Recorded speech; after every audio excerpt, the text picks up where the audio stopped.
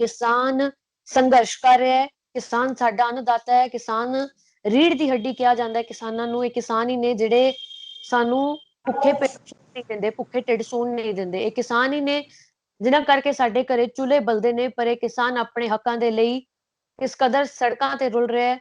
केंद्र अगे अपनियां मंगां मनवाउण दे लई, अपनियां मंगां रखण दे लई किसान नूं की राह अपनाउणे पै रहे ने, किन्हां पड़ावां नूं पार करना पै रिहा, किन्हां औंकड़ां नूं पार करना पै रिहा है, ये असीं सब ने देखिआ। पर किसान देश दे विच जो तकलीफ, जो पीड़ हंडा रहा है, इस पीड़ दा एहसास विदेशां दे विच बैठे पंजाबियां नूं भी है। मेरे नाल इस वेले तुसीं तस्वीर दे विच देख रहे हो सिंह साहब, वर्ल्ड फाइनेंशियल ग्रुप दे एग्जीक्यूटिव चेयरमैन राजा धालीवाल मौजूद ने, जो विदेश की धरती ते रह के भी किसानां दी इस पीड़ दा, इस तकलीफ दा एहसास कर रहे ने, जिन्हां वल्लों गुरपुरब दे पवित्र दिहाड़े ते किसानां नूं मदद भेजी गई है, लंगर की सेवा की गई है। इन्हां दी यही कोशिश है कि कोई भी किसान रात भुखे ढिड ना सोवे। गुरु साहब वालों जिहड़ी लंगर की प्रथा शुरू की गई सी, उसनूं अगे वधाउंदे होए सेवा की गई है। वधेरे गलबात राजा ढालीवाल जी नाल करांगे। बहुत बहुत स्वागत है जी डेली पोस्ट पंजाबी। हाँ जी, thank you Suman ji for मैनू ऑनलाइन करने लई। सो ये जिहड़ी हैगी है जी, असीं गुरपुरब के मौके ते अगे वैसे भी आ कोविड करके ਜਿਹੜਾ ਗੁਰਪੁਰਬ ਦੀ ਸਿਚੁਏਸ਼ਨ ਹੈ ਇਸ ਵਾਰੀ ਉੱਦਾਂ ਉਸ ਤਰੀਕੇ ਨਾਲ ਨਹੀਂ ਮਨਾ ਸਕੇ ਜਿੱਦਾਂ ਅਸੀਂ ਹਰ ਵਾਰੀ ਮਨਾਉਂਦੇ ਹਾਂ। ਸੋ ਅਸੀਂ as a organization world financial group executives ਇਹ ਡੋਨੇਸ਼ਨ ਜਿਹੜੀ ਕੀਤੀ ਆ, ਪਹਿਲਾਂ ਸਾਡੀ ਡੋਨੇਸ਼ਨ ਕੈਨੇਡਾ ਦੇ ਵਿੱਚ ਸੀਗੀ ਹਸਪੀਟਲਸ ਨੂੰ। ਸੋ ਹਸਪੀਟਲਸ ਨੂੰ ਅਸੀਂ ਐਜ਼ ਏ ਆਰਗੇਨਾਈਜੇਸ਼ਨ ਇੱਥੇ $2.5 ਲੱਖ ਡੋਨੇਟ ਕੀਤੇ ਸੀ। ਪਰ ਉਹਦੇ ਨਾਲ ਕਿਸਾਨਾਂ ਦਾ ਮਸਲਾ, ਕਿਉਂਕਿ ਅਸੀਂ ਸਾਰੇ ਕਿਸਾਨ ਪਰਿਵਾਰਾਂ ਤੋਂ ਬਿਲੋਂਗ ਕਰਦੇ ਹਾਂ ਪਿੱਛੋਂ, ਤੇ ਅਸੀਂ ਇਸ ਮੁਲਕ ਦੇ ਵਿੱਚ ਆਏ, ਜੋ ਕਾਮਯਾਬੀ ਆ ਜਾਂ ਹੋਰ ਜੋ ਕੁਝ ਵੀ ਹੋਇਆ, ਪਰ ਐਟ ਦੀ ਸੇਮ ਟਾਈਮ ਸਾਡੀਆਂ ਉੱਥੇ ਬਿਲੋਂਗਿੰਗਸ ਨੇ, ਸਾਡੇ ਉੱਥੇ ਦਿਲ ਤਾਂ ਉੱਥੇ ਹੀ ਹੈ। ਤੇ ਸਾਡਾ ਜਦੋਂ ਅਸੀਂ ਕਿਸਾਨ ਭਰਾਵਾਂ ਨੂੰ ਜਾਂ ਸਾਡੇ ਪਰਿਵਾਰਾਂ ਨੂੰ ਦੇਖਦੇ ਹਾਂ ਉਸ ਤਰੀਕੇ ਨਾਲ ਰੁਲਦੇ, ਤਾਂ ਉਹ ਦੇਖਿਆ ਨਹੀਂ ਜਾ ਸਕਦਾ। ਸੋ ਉਹ ਜਿਹੜੀ ਸਿਚੁਏਸ਼ਨ ਬਣੀ ਹੈ ਜੀ, ਉਸ ਸਿਚੁਏਸ਼ਨ ਦੇ ਵਿੱਚ ਅਸੀਂ ਚਾਹੁੰਦੇ ਹਾਂ ਵੀ ਕਿਸੇ ਤਰੀਕੇ ਨਾਲ ਵੀ ਜਿਹੜਾ ਅਸੀਂ ਸਹਿਯੋਗ ਕਰ ਸਕੀਏ।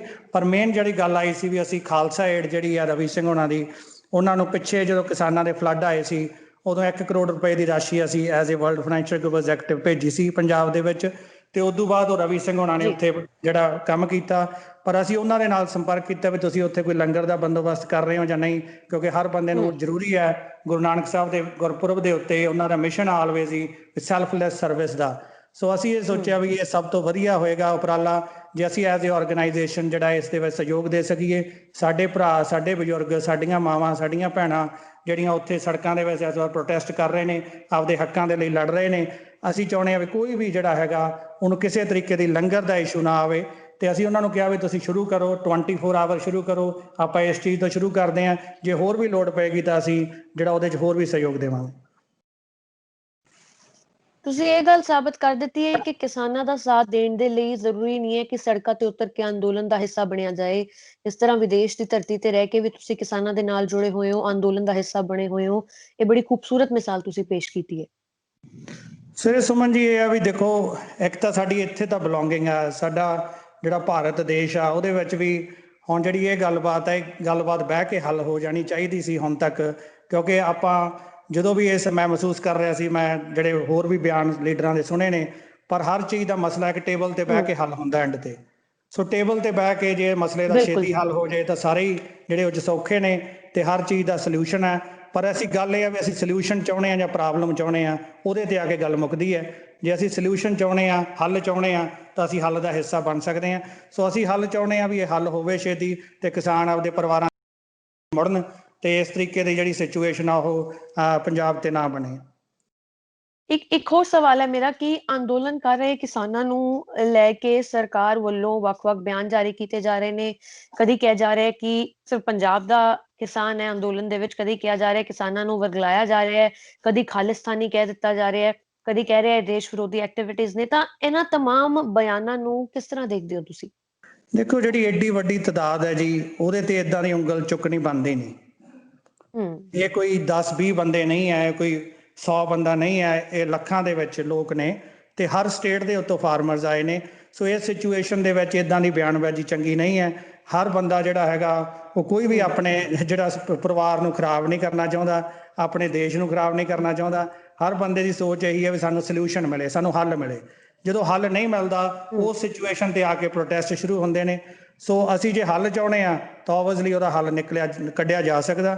ਸੋ ਸਾਰੇ ਕਿਸਾਨ ਹੱਲ ਹੀ ਚਾਹੁੰਦੇ ਨੇ, ਉਹਨਾਂ ਦੀ ਹੋਰ ਕੋਈ ਹੈ ਨਹੀਂ ਉੱਥੇ। ਉਹਨਾਂ ਨੇ ਬੜਾ ਸ਼ਾਂਤੀਪੂਰਵਕ ਜਿਹੜਾ ਪ੍ਰੋਟੈਸਟ ਕੀਤਾ, ਜਿਹੜਾ ਕਿ ਇੱਕ ਡੈਮੋਕ੍ਰੈਟਿਕ ਹੱਕ ਹੈਗਾ ਹਰ ਬੰਦੇ ਦਾ ਵੀ ਉਹ ਆਪਣਾ ਪ੍ਰੋਟੈਸਟ ਕਰ ਸਕਦਾ। ਇਹਨਾਂ ਦੇਸ਼ਾਂ 'ਚ ਵੀ ਅਸੀਂ ਰਹਿੰਦੇ ਹਾਂ, ਕੈਨੇਡਾ ਦੇ ਵਿੱਚ ਕੱਲ ਇੱਥੇ ਵੀ ਬਹੁਤ ਪ੍ਰੋਟੈਸਟ ਹੋਏ ਨੇ, ਪਰ ਉਹ ਸਾਰੇ ਸ਼ਾਂਤੀਪੂਰਕ ਪ੍ਰੋਟੈਸਟ ਐਨੀ ਟਾਈਮ ਤੁਸੀਂ ਕਰ ਸਕਦੇ ਹੋ। ਸਰਕਾਰਾਂ ਉਸ ਗੱਲ ਨੂੰ ਜੀ ਸੁਣਦੀਆਂ ਨੇ, ਉਸ ਗੱਲ ਨੂੰ ਤੁਹਾਡੇ ਨਾਲ ਗੱਲ ਦਾ ਹੱਲ ਕੱਢਦੀਆਂ ਨੇ।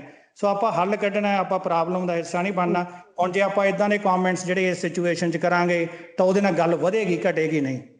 ਜੀ ਸੋ ਹੁਣ ਇਹ ਆ ਵੀ ਆਪਾਂ ਜੇ ਗੱਲ ਜੀ ਨੂੰ ਜੀ ਘਟਾਉਣਾ ਹੀ ਬਿਲਕੁਲ ਨਹੀਂ ਚਾਹੁੰਦੇ ਤਾਂ ਓਬਵੀਅਸਲੀ ਫਿਰ ਆਪਾਂ ਇਦਾਂ ਦੇ ਕਮੈਂਟਸ ਕਰਾਂਗੇ। 90 ਸਾਲ ਦੇ ਬਜ਼ੁਰਗ ਇਸ ਸੰਘਰਸ਼ ਦਾ ਹਿੱਸਾ ਬਣੇ ਹੋਏ ਨੇ।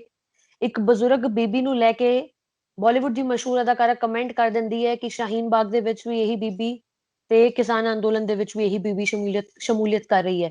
ਤਾਂ 100 ਰੁਪਏ ਦਿਹਾੜੀ ਲੈ ਕੇ ਇਹਨਾਂ ਦਾ ਕੰਮ ਹੈ ਸੰਘਰਸ਼ਾਂ ਦੇ ਵਿੱਚ ਸ਼ਮੂਲੀਅਤ ਕਰਨਾ। ਤਾਂ ਇਸ ਸਟੇਟਮੈਂਟ ਨੂੰ ਲੈ ਕੇ, ਇਸ ਬਿਆਨ ਨੂੰ ਲੈ ਕੇ, ਹਾਲਾਂਕਿ ਕੰਗਨਾ ਰਣੌਤ ਨੇ ਬਾਅਦ ਦੇ ਵਿੱਚ ਉਹ ਟਵੀਟ ਡਿਲੀਟ ਕਰ ਦਿੱਤਾ, ਪਰ ਲੋਕਾਂ ਦੇ ਵਿੱਚ, ਪੰਜਾਬੀਆਂ ਦੇ ਵਿੱਚ, ਜਾਂ ਉਹ ਲੋਕ ਜਿਹੜੇ ਕਿਸਾਨਾਂ ਨੂੰ ਲੈ ਕੇ ਸੌਫਟ ਕਾਰਨਰ ਰੱਖਦੇ ਨੇ, ਉਹਨਾਂ ਨੇ ਬਾਈਕਾਟ ਕਰ ਦਿੱਤਾ। ਤੁਹਾਨੂੰ ਲੱਗਦਾ ਹੈ ਕਿ ਇਹ ਪਬਲਿਕ ਫਿਗਰ ਨੇ, ਇਹਨਾਂ ਦਾ ਇਸ ਤਰ੍ਹਾਂ ਬਿਆਨਬਾਜ਼ੀਆਂ ਕਰਨਾ ਬਿਨਾਂ ਸੋਚੇ ਸਮਝੇ, ਇਸ ਨੂੰ ਕਿਸ ਤਰ੍ਹਾਂ ਦੇਖਦੇ ਹੋ? ਇੱਕ ਮਹਿਲਾ ਜਿਹੜੀ ਆਪਣੇ ਪਰਿਵਾਰ ਨੂੰ ਸਪੋਰਟ ਕਰ ਰਹੀ ਹੈ, ਕਿਸਾਨੀ ਨੂੰ ਬਚਾਉਣ ਦੇ ਲਈ ਇਸ ਉਮਰ ਦੇ ਵਿੱਚ ਹੱਥ ਵਿੱਚ ਸੋਟੀ ਫੜ ਕੇ ਪੈਦਲ ਕਿੰਨੇ ਮੀਲ ਚਲਦੀ ਹੈ, ਤਾਂ ਉਹ ਉਸਨੂੰ ਇਸ ਤਰ੍ਹਾਂ ਕਹਿ ਦੇਣਾ ਕਿ 100 ਰੁਪਏ ਦਿਹਾੜੀ ਲੈ ਕੇ ਇਹ ਸੰਘਰਸ਼ ਦਾ ਹਿੱਸਾ ਬਣ ਰਹੀ ਹੈ।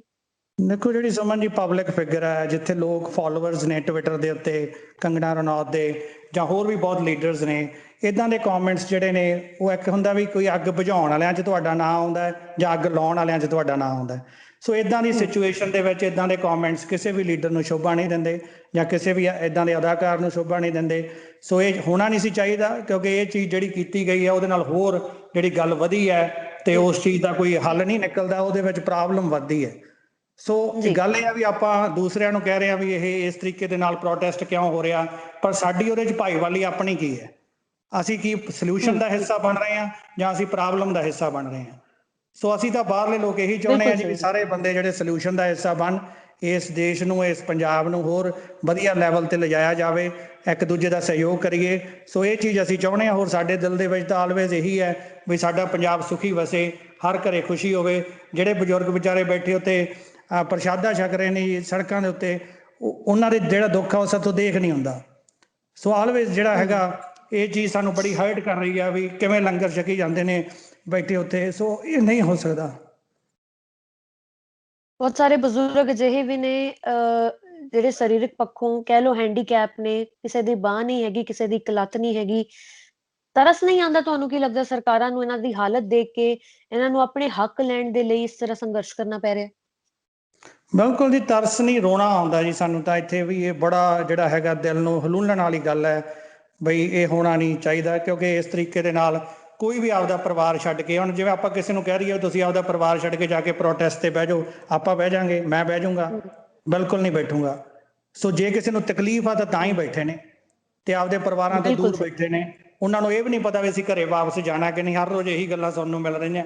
ਸੋ ਉਸ ਸਿਚੁਏਸ਼ਨ ਦੇ ਵਿੱਚ ਸਰਕਾਰਾਂ ਨੂੰ ਬੜੇ ਓਪਨ ਮਾਈਂਡ ਦੇ ਨਾਲ ਗੱਲਬਾਤ ਨੂੰ ਸੁਲਝਾਉਣਾ ਚਾਹੀਦਾ, ਸਮਝਣਾ ਚਾਹੀਦਾ, ਟੇਬਲ ਤੇ ਬੈਠ ਕੇ ਡਿਸਕਸ਼ਨ ਹੋਣੀ ਚਾਹੀਦੀ ਹੈ। ਜੇ ਕਿਸੇ ਨੂੰ ਲੱਗਦਾ ਵੀ ਇਹ ਬਿੱਲ ਸਹੀ ਨੇ ਤਾਂ ਡਿਸਕਸ ਕੀਤੇ ਜਾਣ, ਡਿਸਕਸ ਕਰਕੇ ਜਿਹੜੀ ਚੀਜ਼ ਉਹ 'ਚ ਨਹੀਂ ਸਹੀ ਉਹਨੂੰ ਫਿਕਸ ਕਰ ਲਿਆ ਜਾਵੇ। ਤੇ ਜੇ ਆਪਾਂ ਸੋਲਿਊਸ਼ਨ ਚਾਹੁੰਦੇ ਹਾਂ, ਸੋ ਕੋਈ ਇੱਦਾਂ ਦੀ ਗੱਲਬਾਤ ਨਹੀਂ ਹੈ ਵੀ ਇਹ ਫਿਕਸ ਨਹੀਂ ਹੋ ਸਕਦੀ। ਇਸ ਗੱਲ ਨੂੰ ਇੰਨਾ ਵਧਾਉਣ ਦੀ ਬਜਾਏ, ਹੁਣ ਕਿੰਨੀ ਪਬਲਿਕ ਦੁਖੀ ਹੈ ਦਿੱਲੀ ਦੇ ਵਿੱਚ, ਕਿੰਨੇ ਲੋਕ ਦੁਖੀ ਨੇ, ਟ੍ਰੈਫਿਕ ਕਰਕੇ ਦੁਖੀ ਨੇ, ਕਿਸੇ ਨੂੰ ਦਵਾਈਆਂ ਦੀ ਤਕਲੀਫ ਹੋਣੀ, ਕਿਸੇ ਨੂੰ ਦੁੱਧ ਦੀ ਤਕਲੀਫ ਹੋਣੀ ਹੈ। ਸੋ ਇਹ ਸਾਰੀਆਂ ਚੀਜ਼ਾਂ ਜਿਹੜੀਆਂ ਜੀ ਵਿਗੜ ਰਹੀਆਂ ਨੇ, ਹੱਲ ਜੀ ਨਹੀਂ ਹੋ ਰਹੀਆਂ। ਸੋ ਅਸੀਂ ਇਸ ਵਕਤ ਜਿੰਨੇ ਵੀ ਕਮੈਂਟਸ ਨੇ ਉਹਨਾਂ ਤੋਂ ਗਰੇਜ ਕਰੀਏ, ਅਸੀਂ ਇੱਕ ਸੋਲਿਊਸ਼ਨ ਦਾ ਹਿੱਸਾ ਬਣੀਏ ਤਾਂ ਕਿ ਇਸ ਜਿਹੜਾ ਹੈਗਾ ਸਿਚੁਏਸ਼ਨ ਦੇ ਵਿੱਚੋਂ ਨਿਕਲਿਆ ਜਾ ਸਕੇ ਤੇ ਇਸ ਪੰਜਾਬ ਨੂੰ ਜਿਹੜਾ ਅਸੀਂ ਸੁਖੀ ਵਸਦਾ ਦੇਖਣਾ ਚਾਹੁੰਦੇ ਹਾਂ। ਸਾਰੇ ਬਾਹਰਲੇ NRI ਭਰਾ ਜਿੰਨੇ ਨੇ, ਸੋ ਅਸੀਂ ਤੁਹਾਡਾ ਵੀ ਧੰਨਵਾਦ ਕਰਦੇ ਹਾਂ ਜੀ। ਜਿਹੜਾ ਮੀਡੀਆ ਵੀ ਚੰਗਾ ਰੋਲ ਅਦਾ ਕਰ ਰਿਹਾ ਇਸ ਵਕਤ, ਉਹਨਾਂ ਦਾ ਵੀ ਧੰਨਵਾਦ ਹੈ, ਕਿਉਂਕਿ ਤੁਹਾਡੇ ਥਰੂ ਹੀ ਇਹ ਗੱਲਬਾਤ ਜਿਹੜੀ ਸਾਰੀ ਗਾਂਹ ਜਾਂਦੀ ਹੈ। ਸੋ ਜੇ ਮੀਡੀਆ ਰੋਲ ਅਦਾ ਲਈ ਜਿਹੜੀ ਗੱਲ ਦਾ ਹੱਲ ਆ ਉਹ ਛੇਤੀ ਹੋ ਸਕਦਾ ਹੈ। ਜਿਹੜੇ ਵਿਦੇਸ਼ ਦੀ ਧਰਤੀ ਤੇ ਲੋਕ ਬੈਠੇ ਨੇ, ਬਹੁਤ ਸਾਰੇ ਮੈਸੇजेस, ਬਹੁਤ ਸਾਰੇ ਸੁਨੇਹੇ ਸਾਨੂੰ ਆ ਰਹੇ ਨੇ। ਕਹਿੰਦੇ ਨੇ ਕਿ ਸਾਨੂੰ ਰਾਤ ਨੂੰ ਨੀਂਦ ਨਹੀਂ ਆਉਂਦੀ ਕਿਸਾਨਾਂ ਦੇ ਇਹ ਹਾਲਾਤ ਦੇਖ ਕੇ। ਸਾਡਾ ਰੋਟੀ ਖਾਣ ਨੂੰ ਜੀ ਨਹੀਂ ਕਰਦਾ ਜਾਂ ਸਾਡਾ ਕੰਮ ਕਰਨ ਨੂੰ ਜੀ ਨਹੀਂ ਕਰਦਾ। ਹਾਲਾਂਕਿ ਤੁਸੀਂ ਵੀ ਜਿਸ ਤਰ੍ਹਾਂ ਇਸ ਤਕਲੀਫ ਦਾ ਅਹਿਸਾਸ ਕਰਦੇ ਹੋਏ ਜਿਹੜੀ ਸੇਵਾ ਕੀਤੀ ਹੈ ਕਿਸਾਨਾਂ ਦੇ ਲਈ, ਇਹ ਬੜਾ ਨੇਕ ਤੇ ਬੜਾ ਸ਼ਲਾਘਾਯੋਗ ਕਦਮ। ਬਿਲਕੁਲ ਜੀ। ਹੁਣ ਦੇਖੋ, ਜਿੱਥੇ ਤੁਹਾਡਾ ਹਰਟ ਆ, ਜਿਹੜੀਆਂ ਉਹਦੀਆਂ ਵੇਵਸ ਜੁੜੀਆਂ ਹੋਈਆਂ ਨੇ, ਤੁਸੀਂ ਕਿਸ ਤਰੀਕੇ ਦੇ ਨਾਲ ਉਸ ਸਮੇਂ ਦੇ ਵਿੱਚ ਜਿਹੜੇ ਪੀਸ ਦੇ ਵਿੱਚ ਹੋ ਸਕਦੇ ਹੋ। ਜੀ ਸੋ ਸਾਡਾ ਤਾਂ ਪੀਸ ਜਿਹੜਾ ਉਹ ਖਰਾਬ ਹੋਇਆ ਹੀ ਹੈ ਜੀ, ਕਿਉਂਕਿ ਪਿਛਲੇ ਹੁਣ 7-8 ਦਿਨ ਤੋਂ ਜਦੋਂ ਦਾ ਰੋਸ ਮਾਰਚ ਚੱਲ ਰਿਹਾ ਤੇ ਸ਼ੁਰੂ ਹੋਇਆ, ਹਰ ਬੰਦੇ ਦਾ ਧਿਆਨ ਉੱਥੇ ਜੁੜਿਆ ਹੋਇਆ। ਬਿਲਕੁਲ ਮੈਨੂੰ ਤਾਂ ਜੀ, ਲੱਗਦਾ ਕਿ ਬਹੁਤ ਸਾਰੇ ਲੋਕ ਤਾਂ ਆਪਦੇ ਕੰਮਾਂ ਤੇ ਵੀ ਨਹੀਂ ਜਾ ਸਕੇ ਹੋਣੇ, ਕਿਉਂਕਿ ਉਹਨਾਂ ਦਾ ਧਿਆਨ ਹੀ ਸਾਰਾ ਦਿਨ ਇਸ ਪਾਸੇ ਆ ਬਈ ਇਹ ਕੀ ਹੋਊਗਾ ਇਸ ਸਿਚੁਏਸ਼ਨ ਦੇ ਉਹਨਾਂ ਵਿੱਚ, ਦਾ ਕੀ ਧਿਆਨ ਹਾਲਾਤ ਉਹ ਬਣਨਗੇ। ਤਸਵੀਰਾਂ ਦੇਖ ਕੇ ਬਹੁਤ ਜ਼ਿਆਦਾ ਡਿਸਟਰਬ ਹੋ ਜਾਂਦੇ। ਕਹਿੰਦੇ ਜਿਹੜੇ ਅਥਰੂ ਗੈਸ ਦੇ ਗੋਲੇ ਬਜ਼ੁਰਗਾਂ ਤੇ ਸੁੱਟੇ ਨੇ, ਜੋ ਉਹਨਾਂ ਦੇ ਚਿਹਰੇ ਦਾ ਹਾਲ ਹੋਇਆ ਹੈ, ਕਿਸੇ ਦੀ ਅੱਖ, ਕਿਸੇ ਦਾ ਨੱਕ, ਕਿਸੇ ਦਾ ਮੱਥਾ ਫਟਿਆ ਹੈ, ਤਾਂ ਉਹ ਤਸਵੀਰਾਂ ਬਹੁਤ ਡਿਸਟਰਬ ਕਰ ਰਹੀਆਂ ਨੇ ਤੁਹਾਨੂੰ। ਤੁਹਾਨੂੰ ਹਾਂਜੀ, ਕੀ ਉਹ ਲੱਗਦਾ, ਕੁਛ ਤੁਸੀਂ ਵਿਦੇਸ਼ ਦੀ ਧਰਤੀ ਤੇ ਗਏ ਹੋ, ਆਪਣਾ ਮੁਲਕ ਛੱਡ ਕੇ, ਆਪਣਾ ਘਰ ਛੱਡ ਕੇ, ਆਪਣਾ ਪਿੰਡ ਛੱਡ ਕੇ, ਕੀ ਮਜਬੂਰੀਆਂ ਬਣਦੀਆਂ ਨੇ? ਕਿ ਸਾਡਾ ਸਿਸਟਮ ਜ਼ਿੰਮੇਵਾਰ ਹੈ? ਦੇਖੋ ਜੀ, ਉਹਦੇ ਵਿੱਚ ਹੁਣ ਅਸੀਂ ਸਾਰੇ ਅਪਰਚੁਨਿਟੀ ਚਾਹੁੰਦੇ ਹਾਂ ਲਾਈਫ ਦੇ ਵਿੱਚ, ਠੀਕ ਹੈ। ਹੁਣ ਜੇ ਅਪਰਚੁਨਿਟੀਜ਼ ਜਿੱਥੇ ਸਾਨੂੰ ਜ਼ਿਆਦਾ ਮਿਲਦੀਆਂ ਨੇ ਗਰੋਥ ਕਰਨ ਲਈ, ਅਸੀਂ ਉੱਥੇ ਚਲੇ ਜਾਂਦੇ ਹਾਂ। ਸੋ ਕੋਈ ਵੀ ਬੰਦਾ ਇਹ ਨਹੀਂ ਹੁੰਦਾ ਵੀ ਅਪਰਚੁਨਿਟੀ ਤੋਂ ਬਿਨਾਂ ਹੀ, ਜੇ ਕਹੀਏ ਆਪਾਂ ਦੇਸ਼ ਛੱਡ ਕੇ ਕਿਤੇ ਹੋਰ ਚਲਿਆ ਗਿਆ, ਜੇ ਹੁਣ ਉੱਥੇ ਉਹਨੂੰ ਕੋਈ ਅਪਰਚੁਨਿਟੀਜ਼ ਨਹੀਂ ਮਿਲ ਰਹੀਆਂ, ਕੁਛ ਗਰੋ ਕਰਨ ਨੂੰ ਨਹੀਂ ਮਿਲ ਰਿਹਾ। ਹਰ ਬੰਦੇ ਦੇ ਵਿੱਚ ਇੱਕ ਮਹਾਰਾਜ ਨੇ ਇੱਕ ਬਖਸ਼ਿਸ਼ ਕੀਤੀ ਹੈ, ਇੱਕ ਕਲਾ ਬਖਸ਼ੀ ਹੈ, ਪਰ ਉਹ ਕਲਾ ਦੇ ਵਿੱਚ ਕਿਤੇ ਉਹ ਬਿਲਕੁਲ ਜੀ, ਉਹਨੂੰ ਪ੍ਰੈਕਟਿਸ ਕਰ ਸਕੇਗਾ, ਕਿਤੇ ਉਹਨੂੰ ਥਾਂ ਮਿਲੇਗਾ ਤਾਂ ਹੀ ਉਹ ਗਰੋ ਕਰੇਗਾ। ਸੋ ਇਹ ਜਦੋਂ ਚੀਜ਼ ਉਹਨੂੰ ਉੱਥੇ ਨਹੀਂ ਮਿਲਦੀ ਤਾਂ ਓਬਵੀਅਸਲੀ ਉਹ ਸੋਚਦਾ ਵੀ ਕਿਸੇ ਬਾਹਰਲੇ ਦੇਸ਼ 'ਚ ਜਾਈਏ। ਹੁਣ ਇੱਥੇ ਕੀ ਹੈ, ਨਾਰਥ ਅਮਰੀਕਾ ਦੇ ਵਿੱਚ ਪੋਸੀਬਿਲਿਟੀਜ਼ ਨੇ।